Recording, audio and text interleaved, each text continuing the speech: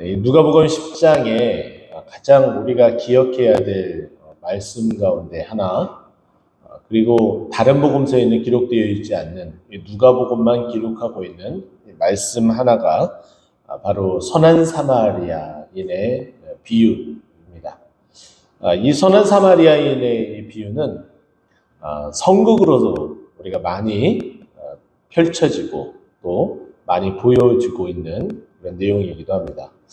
제가 처음 교회에 다녔을 때에 잘 알지 못했었던, 말씀을 잘 알지 못했었던 가운데에 섬전도, 고등부에서 섬전도 이렇게 수련회를 갔었는데, 그곳에서 저녁 집회 때 저희들이 그 마을 어르신들 또 그곳에 있는 분들에게 이 선한 사마리아인의 이 비유를 아주 재미있게 꽁트로 이제 그걸 꾸며서 보여줬던 기억이 나곤 합니다. 그만큼 매우 이제 인상 깊은 이제 말씀의 내용이기도 하죠. 이 말씀의 그 시작을 보게 되면 25절 말씀인데요.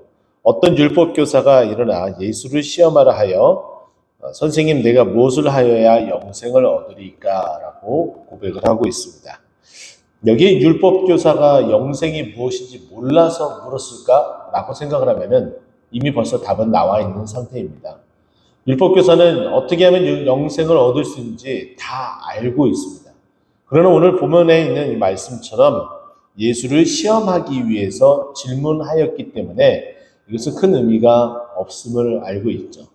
우리는 이미 예수님께서 율법은 어떻게 말하고 있는지 모르지만 우리는 예수님이 말씀하신 바, 우리가 요한복음 17장 3절에 의하면은 영생은 유일하신 참 하나님과 그가 보내신 자 예수 그리스도를 아는 것이다 라고 말씀하고 있습니다. 그럼 우리가 하나님을 알아야 되고 또한 더불어서 유일하신 하나님이 보내신 자 예수 그리스도를 알아가야 되는 것이죠. 이것은 단순한 지식을 말하는 것이 아니라 하나님이 어떠한 분인지 실질적으로 체험하고 경험하면서 알게 된, 믿음으로 체득이 된 그 부분들에 대해서 말하고 있습니다. 당연히 그러려면은 하나님의 말씀을, 하나님이 어떤 분인지 자기 자신을 나타낸 것이 말씀, 율법이기 때문에 그 말씀을 읽어야 되고 또 그 말씀을 생활에 적용해서 살아가야지 하나님이 어떠한 분인지 삶에서 체득하게 되는 거예요. 그것은 이미 다 알려주고 있는 바죠.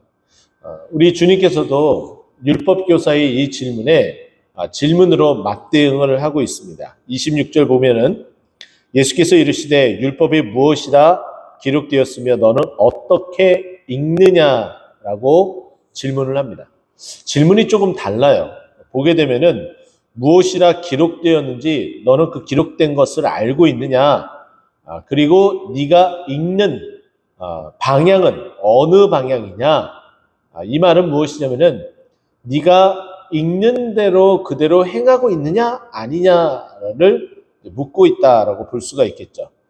이것은 허를 찔리는 질문이기도 했습니다. 왜냐하면 율법교사는 모든 것들을 다 알고 있기 때문에 네가 그 기록된 대로 행하고 있느냐라는 그 질문에 한 방에 쓰러질 수 있는 굉장히 고단수의 질문을 던지고 있는 것이죠. 그랬더니 매우 태연한 척하면서 이 율법교사가 대답을 합니다. 마음을 다하여 목숨을 다하고 힘을 다하며 뜻을 다하여 주 너의 하나님을 사랑하고 또한 내 이웃을 내 자신과 같이 사랑하라. 이렇게 대답을 합니다. 정답이죠. 정확한 정답을 말했습니다. 예수님도 그것을 인정하며 28절에 보면은 그래 옳다. 내 대답이 옳다. 그러나 이를 행하라. 그리하면 살리라.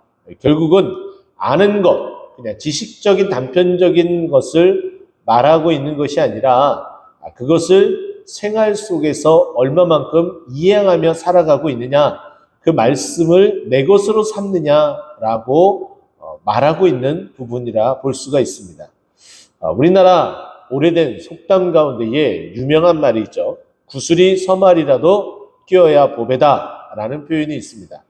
우리가 알고 있는 것처럼 내가 가지고 있는 아무리 많은 그 구슬, 그 값진 그 구슬일지라도 내가 그것을 한 올 한 올 껴서 내 것으로 만들지 않으면은 결코 그것은 값어치를 못한다라고 볼 수가 있습니다. 우리도 마찬가지겠죠. 하나님의 말씀이 아무리 강단해서 그리고 내가 가지고 있는 성경책을 통해서 하나님의 말씀을 아무리 읽는다 하더라도 그것을 단편적인 어떤 그 지식으로서만 이것을 섭취하고 이것을 내가 이행하면서 내 것으로 만약 동물이 되새김질하는 것처럼 그것을 내 것으로 삼지 않으면 내가 그것을 이행하며 살지 않으면은 그것은 결국 내 것이 될 수 없다라는 거죠. 뿐만 아니라 그것은 나하고는 전혀 멀리 떨어져 있는 말씀이 되어져 버립니다. 그렇기 때문에 예수님의 이 말씀, 네가 이것을 이행하라, 이것을 행하라, 그러면 살리라 라는 이 말은 우리가 정말 곱씹어야 될 말씀 가운데 하나입니다. 그러면 그 사람이 자기를 옳게 보이려고 예수께 여짜오며 그러면 내 이웃은 누구입니까? 라고 고백을 합니다. 여기 보면은 자기 자신을 사랑하는 것, 하나님을 사랑하는 것, 이것은 내가 잘하고 있습니다 라고 고백을 하는 거죠. 그러면 나는 여기에 나타난 하나님을 사랑하고 이웃을 사랑하고 나 자신을 사랑하는 것 잘하고 있는데 내가 한 가지 내 이웃을 더 사랑해서 이 기록된 말씀을 정말 다 지키고 싶습니다라는 그 의향을 자신이 내비쳤어요. 그러면서 내 이웃이 누구입니까? 라는 질문을 건네면서 또 예수님과의 대화를 이어가고 있습니다. 그랬더니 예수님께서 이제 질문을 듣고서 이렇게 비유를 듣고 있습니다. 그 비유가 그 유명한 사마리아인의 비유이죠. 그 비유의 그 시작은 이렇게 시작이 됩니다. 어떠한 사람이 예루살렘에서 여리고로 내려가다가 라고 되어져 있어요. 예루살렘에서 여리고로 내려가는 이유는 모든 어떠한 업무적인 것들을 다 끝마치고 내려가는 그런 상황, 그렇게 볼 수도 있고요. 또 한 가지는 예루살렘은 예배하는 곳입니다. 그 예배를 끝나고서 이제 돌아가는 길이라고 볼 수가 있습니다. 근데 그렇게 내려가고 있는 그 상황 가운데 강도를 만납니다. 자, 강도들이 그 옷을 벗기고 때려 거의 죽은 것처럼 버리고 갔다라고 30절에 말하고 있습니다. 그 버려진 거의 거반 죽게 되어져 있는 그 신음하고 있는 이 한 사람은 누군가의 도움이 절실히 필요한 상황 가운데 놓여져 있습니다. 그때 마침 31절 한 제사장이 그 길로 내려가다가 그를 보고 피하여 지나갔다라고 말하고 있습니다. 분명히 그 곁을 지나간 거죠. 그리고 그 모습, 그 신음하는 모습 그것도 다 본 거예요. 근데 동일하게 예루살렘에서 여리고로 내려가는 길이었다. 근데 그 사람은 제사장이에요. 동일하게 동일한 장소에서 예배드리고 돌아가는 길이었음을 우리에게 알려줍니다. 이 사람은 보고 피했어요. 참 인정머리 없죠. 그리고 또한 말로서는 이웃사랑을 말하고 있지만은 결코 이웃사랑을 어디에도 찾아볼 수 없는 냉철하고 냉혹한 인간이다라고 볼 수도 있습니다. 또 한 사람이 지나갑니다. 32절 말씀이죠. 한 레위인도 그곳에 이르러 그를 보고 피하여 지나가되 라고 되어져 있습니다. 동일하게 제사장과 레위인 둘 다 하나님을 예배하는 자, 하나님은 너무나 잘 알고 있는 자, 또 말씀 가운데 살아가야 될 자들임에도 불구하고 그리고 그들은 그 쓰러진 자를 눈으로 직접 목격하고 보고 피하여 갔다. 두 사람 다 동일하게 그렇게 지적을 해주고 있습니다. 안타깝죠. 정말 이래야 되는 것이 이게 사람의 어떤 모습인가, 인간의 모습인가 라는 생각이 들 정도로 너무나 잔혹한 모습 가운데 하나입니다. 그런데 33절 말씀 보게 되면은 또 다른 한 사람이 지나가는데 그 사람은 사마리아인입니다. 이 사람은 말씀에 보면은 여행하는 중 거기에 이르렀다라고 이야기를 해요. 예배드리는 것과 전혀 무관한 그런 삶을 살아가고 있는 한 사람이다라고 볼 수가 있죠. 그리고 또한 왜 이런 비유를 들으냐? 예수님께서 이 사마리아인을 비유를 들은 것은 유대인들이 정말 지옥의 땔감처럼 여기고 정말 싫어하는 사람, 그 이방인, 혼혈인, 그 사마리아인의 비유를 들면서 어느 누구도 생각하지 못한 그 허를 찌르는 말씀을 이어가고 있습니다. 이 사람은 여행 중에 그를 보고 불쌍히 여겼습니다. 동일하게 봤는데 누구는 보고 지나쳤지만 이 사마리아인은 불쌍히 여겼다라고 말하고 있습니다. 그러면서 기름과 포도주로 그 상처를 붓고 또 싸매어주고 이 사람이 나을 수 있도록 도와주고 있습니다.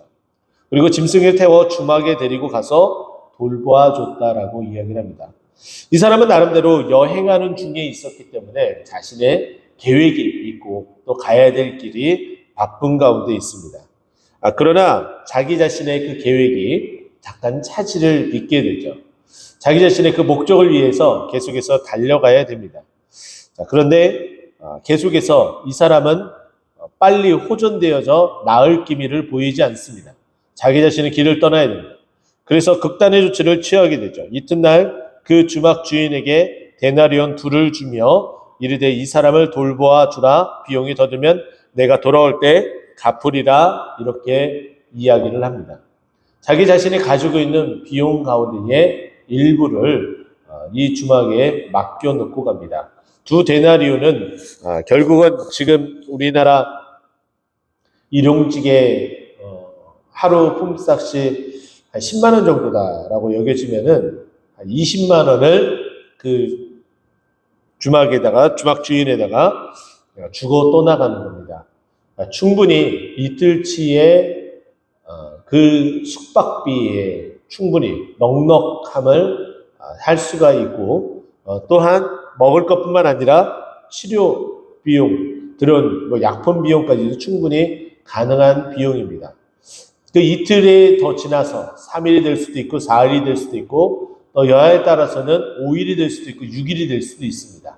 자기 자신의 그 계획과 그리고 여행을 다 마치고 돌아오는 길까지 걸리게 되면 충분히 이 사람에게 들어가는 그 비용을 더 오버해서 나타낼 수도 있겠죠. 그러니 이 사람은, 이 사마리아 사람은 주막 그 주인에게 비용이 더 들면은 내가 돌아오는 길에 줄 테니 극진히 잘 보살펴달라 부탁을 합니다. 그리고 나서 이 이야기가 맞춰지면서 예수님이 이 율법교사에게 질문을 던지죠.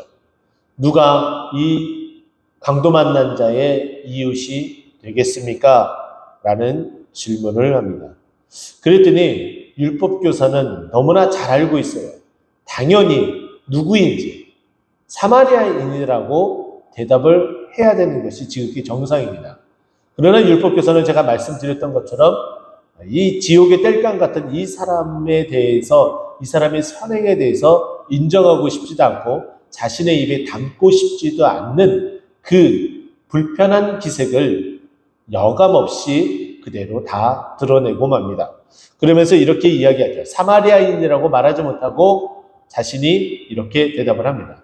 자비를 베푼 자입니다. 이렇게 얘기를 하며 자신의 대답을 다 마칩니다. 예수님은 더 이상 너도 알고 있구나. 더 이상 내가 언급하지 않아도 너도 다 알고 있는데 너도 참 불편하구나. 하지만은 불편하더라도 나는 할 말을 해야겠다라고 이야기하며 예수님은 끝끝내 말하고 싶었던 그 얘기를 하며 이 본문 말씀이 마무리가 되어집니다. 너도 가서 이와 같이 하라. 결국은 하나님의 이 말씀은 우리가 단편한 그 지식적으로 안다고 해서 내가 믿음이 크다 그렇게 말할 수 없습니다. 내가 아주 작은 것을 알지라도 내가 그것을 삶으로 체험하고 체득하고 경험하면서 하나님의 말씀이 정말 무엇인지 그것을 삶에서 직접적으로 하나둘씩 그것을 이행하면서 살아가는 것이 더욱 중요한 것을 말해주고 있습니다. 과연 우리에게는 이웃이 누구인지에 대한 그 질문으로 받기보다는 정말 하나님의 말씀은 내 것으로 삼기 위해서 내가 그것을 실천하며 살아가야 되는구나. 그것에 더욱 초점을 맞추고 오늘 하루도 나에게 주시는 말씀이 이 말씀이 되었던 아니면 다른 말씀이 되었던 하나님 내가 읽는 그 말씀이 내 것으로 삼기 위해서 늘 그 말씀을 실천하며 작은 것 하나라도 하나님 그 말씀에 쫓아 살아가려고 노력하는 인생이 되어 하나님의 말씀을 사모하고 또 그 말씀에 따라 살아가는 믿음의 사람 될 수 있도록 인도하여 주시옵소서. 고백하는 또 그렇게 살아가는 우리 모두가 되기를 간절히 축원드립니다. 기도하겠습니다.